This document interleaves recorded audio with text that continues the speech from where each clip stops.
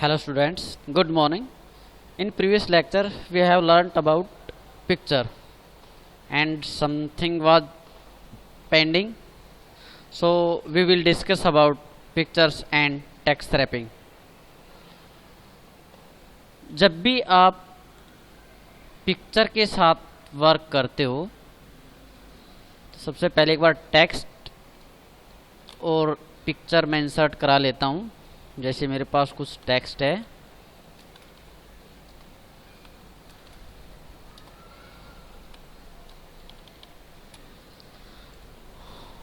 और एक मैं पिक्चर अपनी इंसर्ट करा लेता हूँ।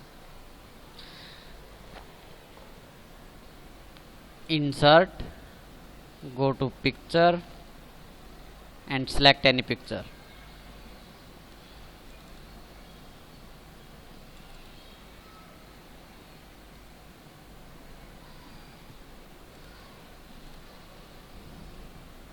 और जब भी देखो पिक्चर मेरे पास आती है उसको रीसाइज कैसे किया जा सकता है।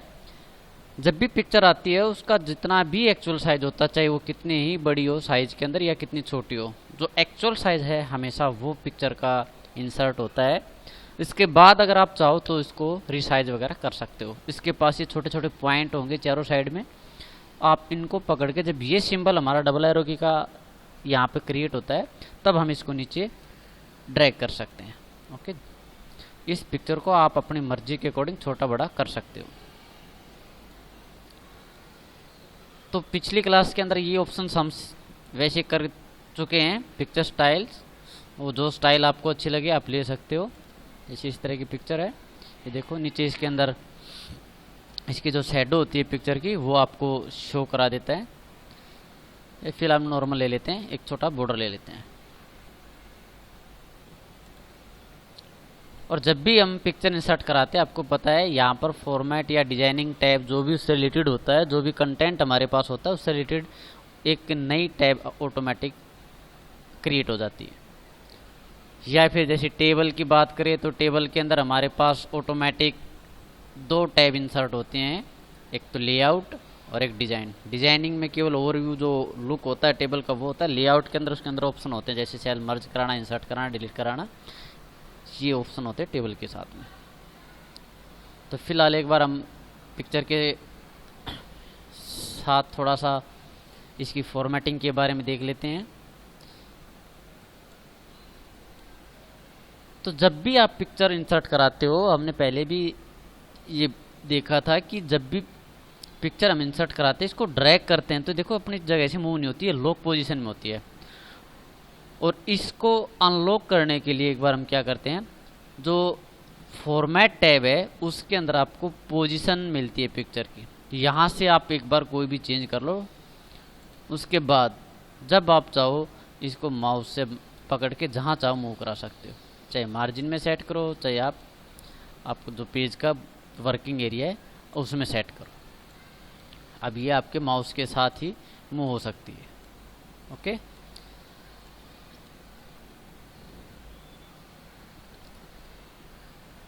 तो एक तो इसमें आपका मेन ऑप्शन होता है क्रॉप। भाई क्रॉप का मतलब होता है कि आपको आपकी पिक्चर के अंदर कोई भी एरिया ऐसा है जिसको आप कट करना चाहते हो तो क्रॉप यूज होता है। वैसे देखो मैं मान लो इस पिक्चर को चाहता हूँ कि ये जो इतना हिस्सा है ये कट होना चाहिए यहाँ से।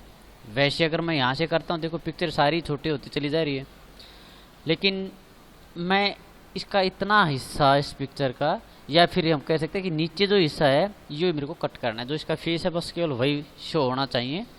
तो इसके लिए यूज करेंगे क्रॉप। जैसे आप क्रॉप पे क्लिक करते हो तो ये बॉर्डर इस तरह का आपके सामने आता है। जितना आपको इस पिक्चर को कट करना है हम यूज कर सकते हैं इसको।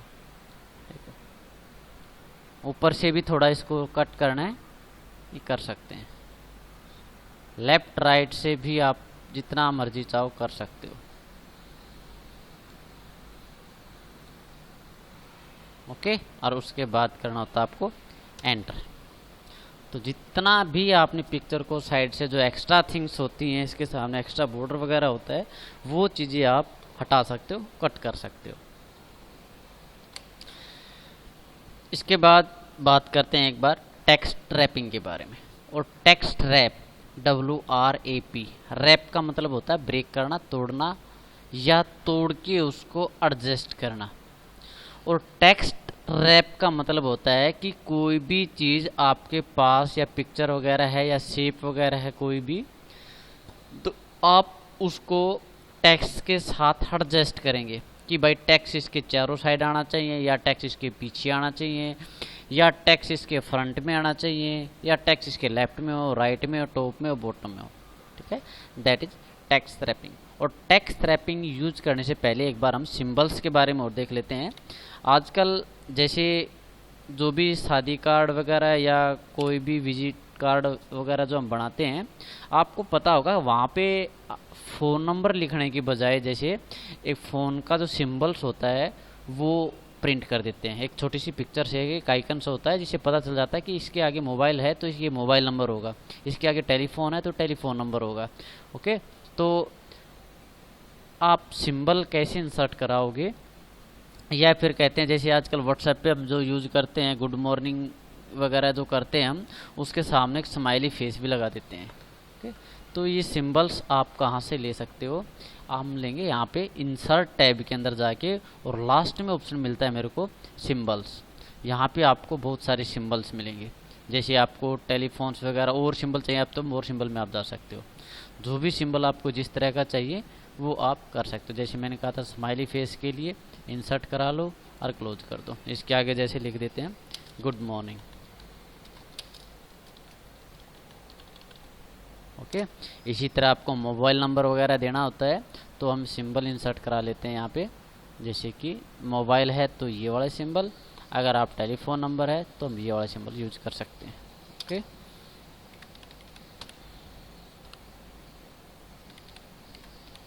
इस तरह से हम मोबाइल नंबर वगैरह या टेलीफोन नंबर वगैरह इंसर्ट करा सकते हैं।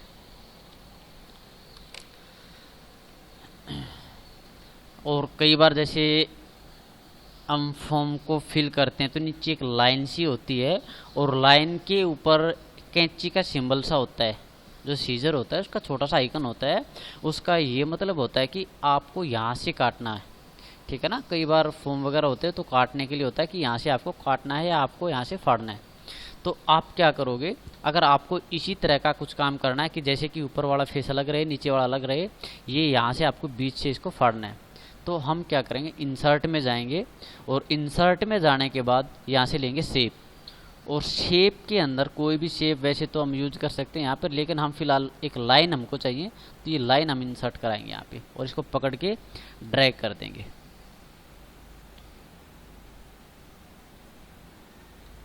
ठीक है, तो ये जो लाइन है ये मेरी लाइन वहाँ पे इंसर्ट हो जाती है। इस लाइन को थोड़ा मोटा करना चाहो तो आप यहाँ से मोटा कर सकते हो। ओके, इसके बाद वहाँ पर जो लाइन होती है वो होती है मेरी डॉट डॉट की फॉर्मेट में। मतलब कि जो लाइन आपकी जो सीक्वेंस में फिलहाल जो फिल है वो नहीं होती, उसके अंदर डॉट डॉट से होते हैं कि कट में होती है वो लाइन आपकी। तो इसके लिए आपको क्या करना, अभी देखो फिलहाल लाइन मेरी सेलेक्ट है, और भाई सेलेक्ट ना हो तो यहाँ पे क्लिक करो और इसको सेलेक्ट कर लो। सेलेक्ट करोगे तो फॉर्मेट वाला ऑप्शन फिर से आ गया। अब यहाँ पे आपको क्या करना है कि शेप आउटलाइन के अंदर जाओ यहाँ पे, और शेप आउटलाइन के अंदर जाके आपको यहाँ मिलेंगे डैशेज। आपको किस तरह के डैश चाहिए वो आप यहाँ से बता सकते हो, जैसे ये डैश मेरे को चाहिए। ओके, उसके बाद वो कैंची सी है कि दो सिंबल यहाँ पे कैंची के लिए मेरे को प्रिंट कराना है, तो आपको क्या करना है इंसर्ट में जाएंगे और यहाँ से सिंबल से ये सीजर हम यहाँ से ले सकते हैं और इसको पकड़ के मूव करा सकते हैं।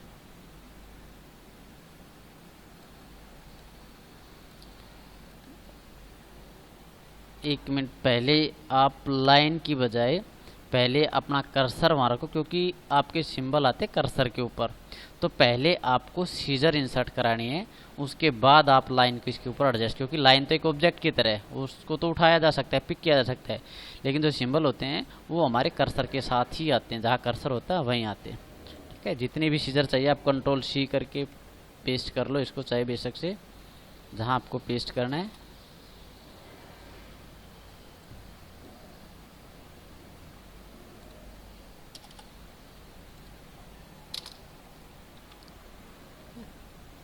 उसके बाद जहाँ आपको सिंबल चाहिए वो आप लगा सकते हो। जैसे एक और चाहिए,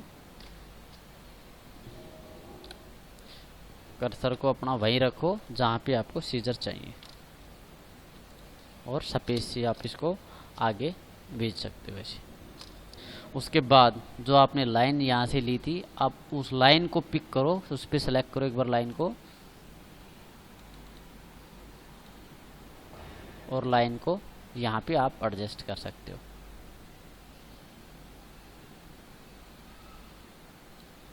ये लाइन हमारी थोड़ी सी तिरछी है तो आप इसको बिल्कुल सीधा कर सकते हो। ओके, तो इस तरह से क्या होता है, जब हम प्रिंट निकालेंगे तो ये हमको ऐसे कैसा मिलता है, और उसका मतलब ये होता है कि यहाँ से आपको इसको काटना है। ओके,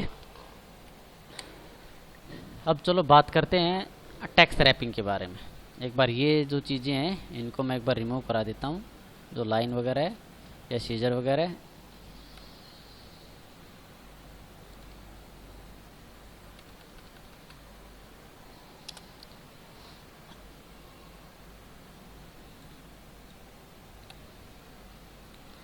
अब टेक्स्ट रैप के लिए सबसे पहले आपके पास दो चीज़ें होनी चाहिए, एक पिक्चर और एक टेक्स्ट। उस टेक्स्ट के साथ आपको उस पिक्चर को मूव कराना है, एडजस्ट कराना है कि ये पिक्चर मेरी कहाँ तक आए। तो जब भी हम पिक्चर इंसर्ट कराते हैं,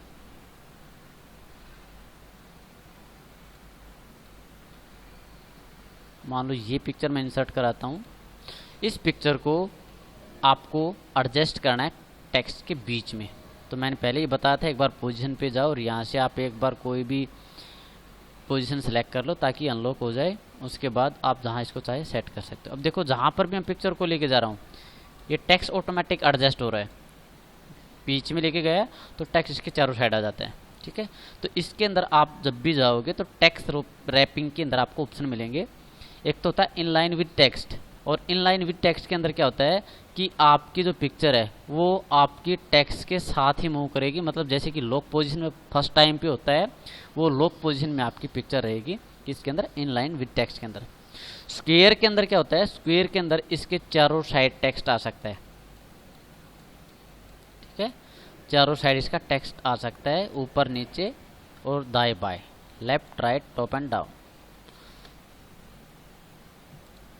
उसके बाद टाइट, टाइट के अंदर क्या होता है, अब देखो टेक्स्ट थोड़ा दूर होता है पिक्चर से, टाइट में बिल्कुल इसके पास आ जाएगा, रहेगा स्क्वायर में ही लेकिन इसके बिल्कुल पास में आ सकता है। टेक्स्ट जो है वो इसके बिल्कुल पास आ जाता है। ठीक है, अब ये जैसे कि इसलिए नहीं आया क्योंकि यहाँ पर जो नेक्स्ट वर्ड था एंड वो बड़ा था और यहाँ पर हमने दे रखा था स्पेस, और यहाँ से देखो थोड़ा सा नज़दीक आ गया इस बॉर्डर के। उसके बाद बी एंड टेक्स्ट, ये जो पिक्चर है मेरी टेक्स्ट के पीछे चली जाती है, टेक्स्ट इसके ऊपर से फ्लो होगा और पिक्चर नीचे रहेगी। ये देखो टेक्स्ट ऊपर से लिखा जा रहा है, पिक्चर मेरी बैकग्राउंड में चली गई, पीछे चली गई।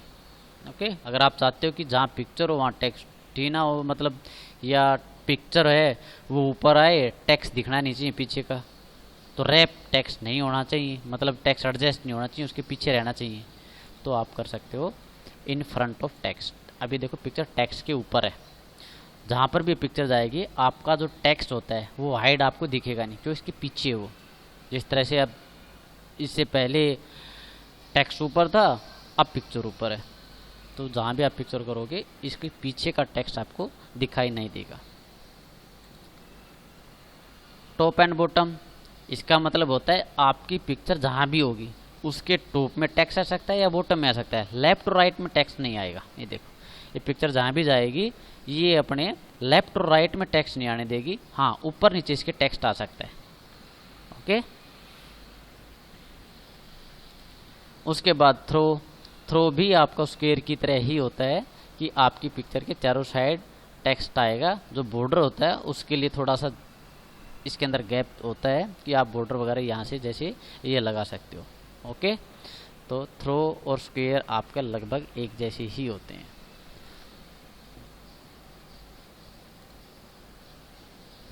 तो एक तो ऑप्शन हमारा ये था कि हम यहाँ से टेक्स्ट को रैप कर सकते हैं, और दूसरा ऑप्शन था हमारा यहाँ पे मोर लेआउट ऑप्शन पे जाते हैं तो यहाँ पे टेक्स्ट रैपिंग के लिए आपको मिलेंगे, यहाँ से भी आप इनको यूज कर सकते हो। ओके, तो ये साइड थे मेरे। Wrap text, left only, right only या लार्जेस्ट ओनली, ये चीज़ें आप यहाँ से भी यूज कर सकते हो या यहाँ से भी, आपकी मर्जी। ओके, तो ये था मेरा टेक्स्ट रैप। और टेक्स्ट रैप के बाद एक बार ऑब्जेक्ट के बारे में और बात करते हैं। एक तो सबसे पहले ऑब्जेक्ट होता क्या है भाई? ऑब्जेक्ट क्या होता है, जैसे कि हम एक परिवार का हिस्सा है भाई, हम एक परिवार, हमारा एक परिवार है, तो क्या आपके घर पे वो सब चीज़ें मिल जाती हैं जो हमको रिक्वायरमेंट, जिनकी हमको यूज में होता है? वो कहते हैं ना, किसी के पास सुई नहीं मिलेगी, किसी के पास जहाज नहीं मिलेगी, किसी के पास तलवार नहीं मिलेगी। मतलब हर किसी के पास कुछ ना कुछ एक्स्ट्रा चीज़ें होती हैं, और हम भी डिपेंड करते हैं डेली लाइफ के अंदर कि जो चीज़ हमारे पास ना हो वो हम किसी दूसरे, किसी पड़ोस की हेल्प से, किसी पड़ोसी की हेल्प से उनको ले लेते हैं। ओके, तो इसी तरह देखो, अगर डॉक्यूमेंट की बात करते हैं, आपको पता है जैसे कि वर्ड जो पेंट होता है, एमएस पेंट की बात करें हम, तो पेंट के अंदर अपनी कुछ फीचर होते हैं अपने, कि वो पेंटिंग कर सकता है, लेकिन वो इस तरह लिख नहीं सकता भाई। वर्ड का फीचर है, वो टेक्स्ट के ऊपर काम कर सकता है, वर्ड के ऊपर काम कर सकता है, टेक्स्ट लिखा जा सकता है, और भी बहुत सारे काम हो सकते हैं। और पेंट की खास बात क्या थी कि वो डिज़ाइन, हम कोई भी पिक्चर हम वहाँ पे अपने क्रिएट कर सकते हैं, लेकिन वर्ड में हम पिक्चर क्रिएट नहीं कर सकते भाई। एक्सेल की खासियत क्या है कि उसके अंदर फार्मूले होते हैं, बुलेट बने बनाए होते हैं, वो चीज़ें हम एक्सेल में यूज कर सकते हैं, लेकिन उसके अंदर इस तरह लिखा नहीं जाता वर्ड की तरह। तो कोई ना कोई सॉफ्टवेयर किसी न किसी पे डिपेंड होता है। तो अगर मान लो हम यहाँ वर्ड के अंदर पिक्चर बनाना चाहते हैं, तो हम कैसे बनाएंगे उसको? अगर मैं मान लो कोई पिक्चर वगैरह या कुछ भी जो पेंटिंग मैं कर सकता हूँ, मैं वर्ड के पेज के ऊपर करना चाहता हूँ, तो उसके लिए क्या करना पड़ेगा? हमको अपने पड़ोसी की हेल्प लेनी पड़ेगी, मतलब कि हमको पेंट में डिज़ाइन करना पड़ेगा। और उस पेंट को डिज़ाइन कैसे करेंगे वो देखते हैं एक बार। तो इसके लिए आपको क्या करना है, सबसे पहले इंसर्ट में जाना है। इंसर्ट में जाने के बाद यहाँ पे आपको ऑब्जेक्ट मिलता है यहाँ, और यहाँ करोगे ऑब्जेक्ट। ऑब्जेक्ट पे जब भी आप क्लिक करते हो तो दो टैब मिलेंगे, create new, create from file. किसी फाइल से आपको बनाया उठाना हो, या फिर आपको खुद नया क्रिएट करना हो। तो इसके लिए फ़िलहाल तो मान लो ये चीज़ें तो आपको फ़ोटोज़ वगैरह तो आता नहीं है, तो हम बिटमैप इमेज हमको आती है। यहाँ पे क्या करेंगे, सेलेक्ट करेंगे बिटमैप इमेज, उसके बाद ओके। जैसे ही हम ओके करते हैं तो हमको देखो जो एमएस पेंट होता है वो ओपन हो जाता है। और इस पेंट के अंदर वर्क करने के लिए आपको क्या करना है, सबसे पहले इस पेज को यहाँ से पकड़ के ड्रैग करना है। उसके बाद जो भी इमेज आपको बनानी हो यहाँ से हम बना सकते हैं। जैसे कि ये ड्राइंग हम कर लेते हैं।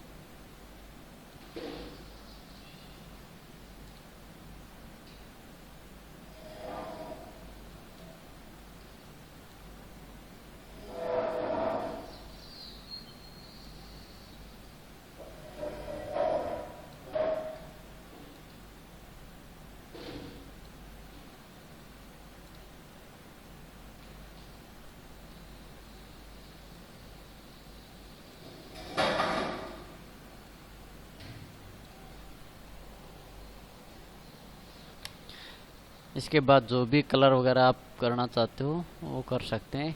यहाँ से पेंट बुकेट लो और जो कलर आपको चाहिए वो आप ले सकते हो।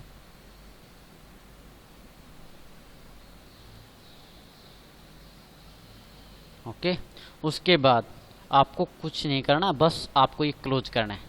सीधा क्लोज कर दो इसको, और जैसे ही आप इसको क्लोज करोगे ये ऑब्जेक्ट आपका वर्ड में जहां आपका कर्सर था वहां ऑटोमेटिक आ जाता है।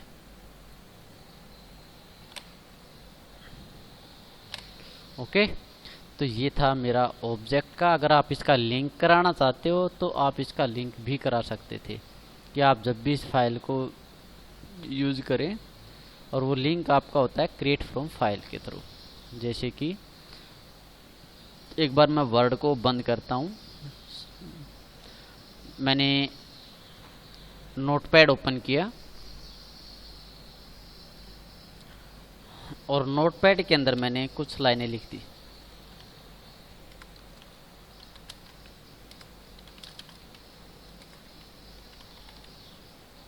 ओके, अब ध्यान से देखना इस चीज़ को। मैंने केवल एक लाइन लिखी, this is a school.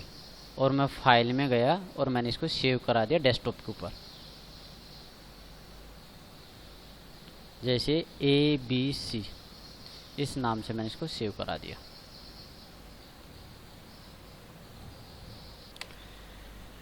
File को सेव कराने के बाद आपको क्या करना है, ऑब्जेक्ट में जाना है और अब की बार क्रिएट फ्रॉम फाइल, और उसके बाद ब्राउज करके जहाँ पर भी आपकी फ़ाइल थी आपको वो चूज़ करना है। जैसे डेस्कटॉप पे थी मेरी ABC टेक्स्ट, ये मेरी फ़ाइल थी। उसके बाद इंसर्ट, और जब इंसर्ट कराते हैं तो यहाँ पर आपको ऑप्शन मिलता है लिंक टू फाइल। आपको इस पे चेक करना है ताकि हम इसमें अगर कोई अपडेशन करें तो वो जो मेरी फ़ाइल थी ABC उसमें भी ऑटोमेटिक हो जाए। ओके, आप देखो यहाँ पर एक आइकन सा बन के आया है, फाइल का नाम आया है। अगर इस आपको क्या करना है, इस पे डबल क्लिक करना है। डबल क्लिक करोगे तो वो फाइल का जो भी टेक्स्ट था वो यहाँ आ जाता है, और आप यहाँ पर कुछ भी चेंज करते हो, जो कुछ भी अगर लिखते हो उसके बाद आप इसको क्लोज करते हो, और जब इसको सेव करा दोगे तो आपको यहाँ पर पूछ रहा है कि आपने जिस फाइल के साथ लिंक किया था, print format do you want to save, yes, यहाँ से आपको करना है यस। ओके, उसके बाद जब भी आप अपनी ओरिजिनल फाइल जो आपने डेस्कटॉप पे बनाई थी उसको ओपन करके देखोगे तो ये जो टेक्स्ट हमने अपडेट किया था वो भी उसी के अंदर हमको शो करा देता है। जैसे ABC जो टेक्स्ट फाइल थी मेरी, ये देखो, ठीक है। तो जो भी अपडेशन हमने किया था इसके अंदर ऑटोमेटिक उस फाइल में भी हो जाता है जो हमने वहाँ पे टेक्स्ट लिखा था उसके अंदर। ओके, तो ये था आपका लिंक का, ऑब्जेक्ट को लिंक कैसे कर सकते हैं। आज के लेक्चर में बस इतना ही। Thank you.